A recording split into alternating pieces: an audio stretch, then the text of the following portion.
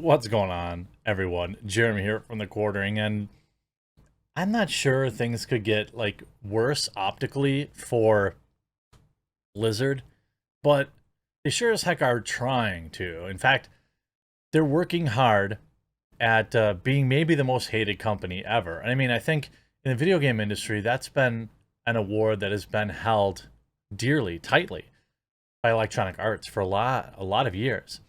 Briefly passing on to Activision, I think, at many times, and then to Blizzard now, as they are, after the Diablo Immortal disaster, which we'll talk about a little bit, they are now forcing players to sign a social contract before they go into World of Warcraft. It's almost like they're forcing players to pay penance for their own employees' bad behavior.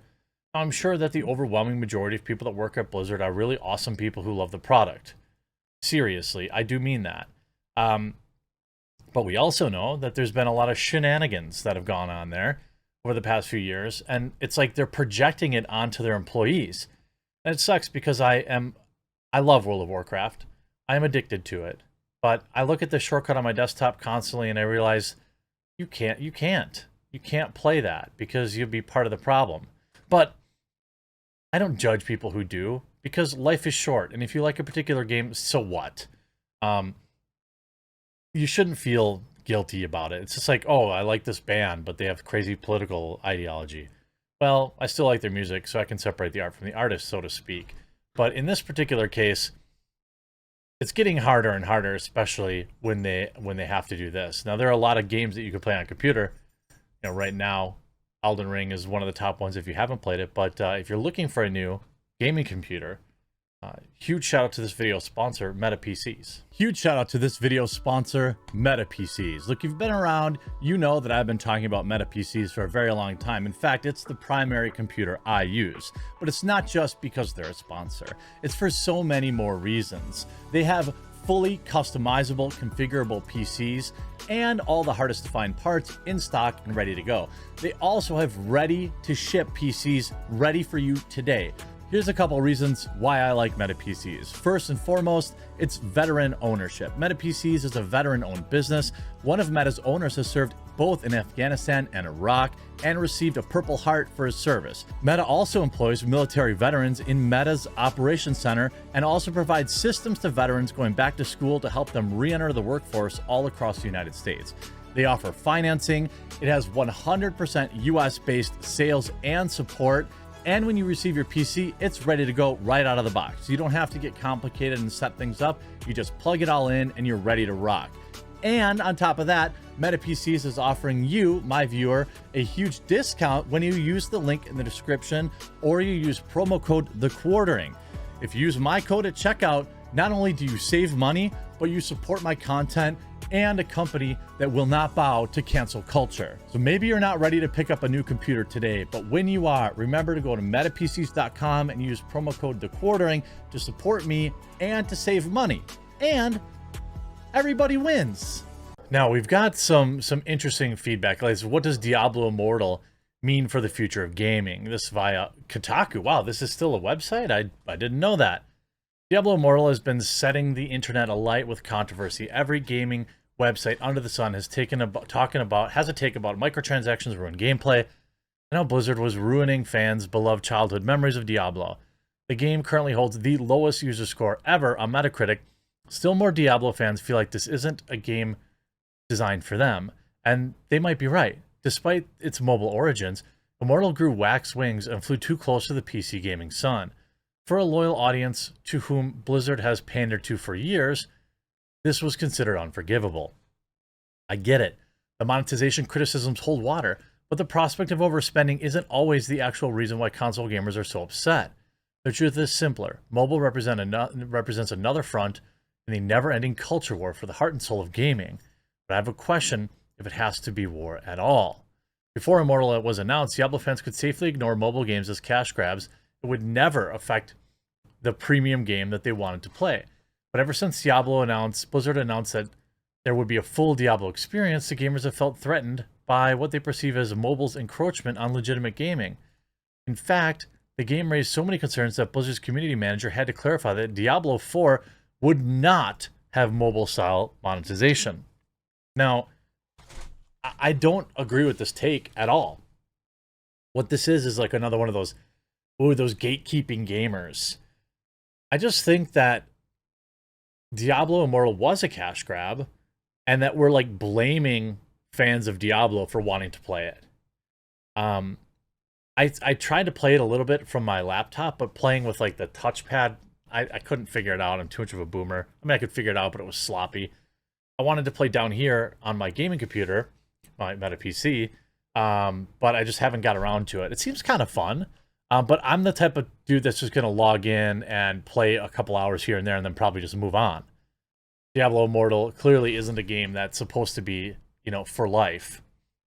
But, it's been so embarrassing that they've had to come out and say, like, Diablo 4 won't be anything like Diablo Immortal. Blizzard promises. Imagine the embarrassment that you put out a game, right? And you say, and it's so greedy and so egregious in its monetization that you have to like say, yeah, that's our product, but this other product, it will be nothing like it.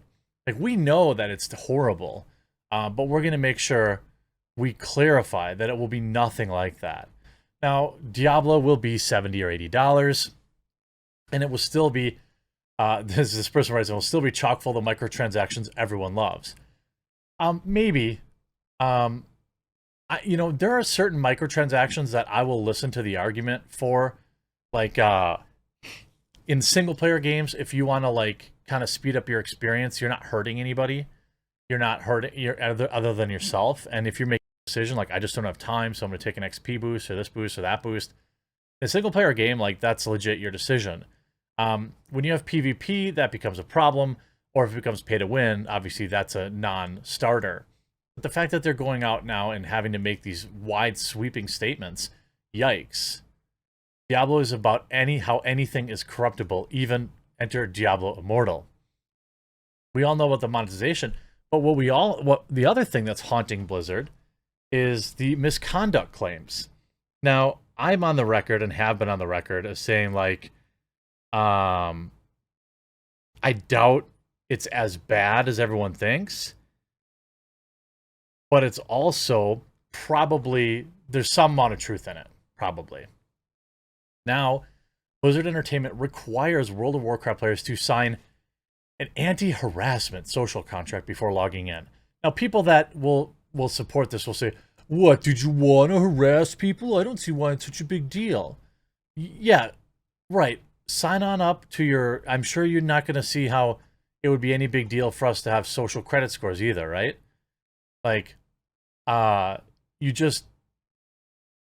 you don't have any issue licking boot. I don't think that, I mean, first of all, this stuff is implied in the game's terms of service anyway. As reported by 80 Level, players are presented with the agreement upon their first login in the game following their May 31st rollout of its 9.2.5 patch. Hail, traveler. Welcome to World of Warcraft. The contract opens. As you see in the below screenshot shared by YouTuber Mr. GM, Azeroth is a living world full of people just like you. Other players with different backgrounds, cultures, experiences, and histories who've all come together to play World of Warcraft. Every player deserves to have a world that they feel safe in. So please take a minute to read our social contract. What? Like, just make the freaking game. Just make the game. This is what, I mean, this is 100% the reason why I started Coffee Brand Coffee. Like, this crap.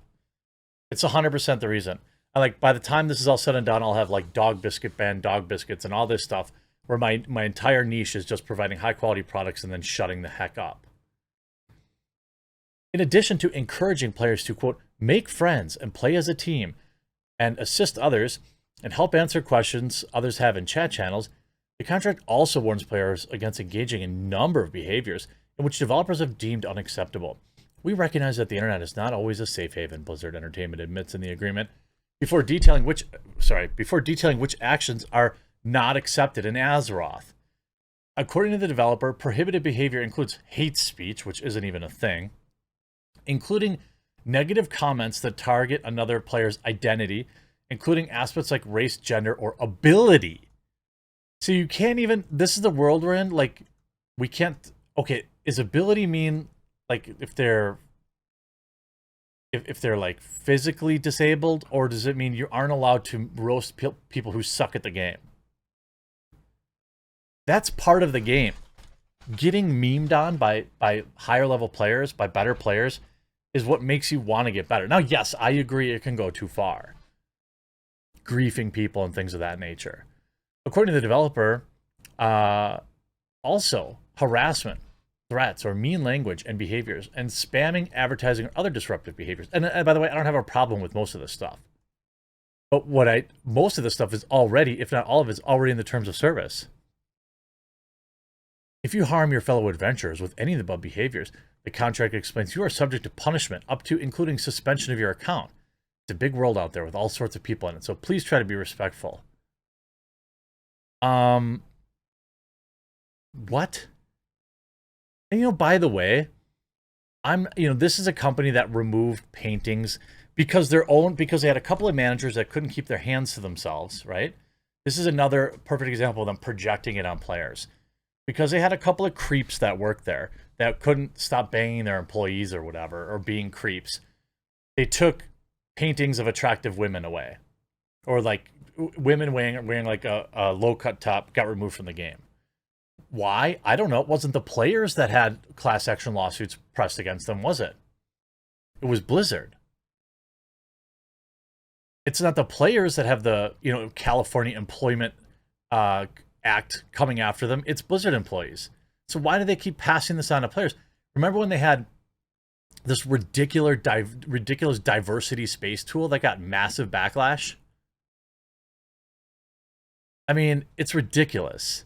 And I just don't know how far Blizzard can fall, but I guess it's a little bit lower. I hope you enjoyed this video. We'll talk to you again real soon.